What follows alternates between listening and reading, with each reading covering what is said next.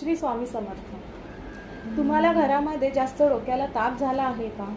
किंवा तुमचे अर्ध डोकं दुखते आहे, पूर्ण डोके दुखते आहे, किंवा तुमचे हेअरफॉल होतात आहे, तुम्हाला गळ्यापासून तुमच्या डोक्यापर्यंतचा जो भाग आहे तिथे फार पेन होतो आहे, म्हणजे तुम्हाला काहीही तुमच्या शरीरामधून फक्त ह्या भागापर्यंत जे काही त्रास होत असतील, डोकं दुखणं, काही इकडे स्किनचे काही ॲलर्जीज होत असतील, तर नक्कीच तुम्हाला तुमच्या घराची ईशान्य भागेचा कोपरा जो आहे तो नक्कीच तुम्हाला चेक करायचा आहे.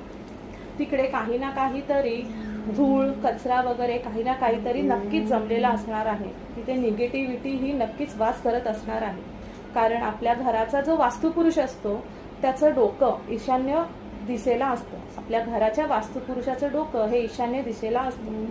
त्याच्यामुळे त्याच्या डोक्यावरून जो भार काय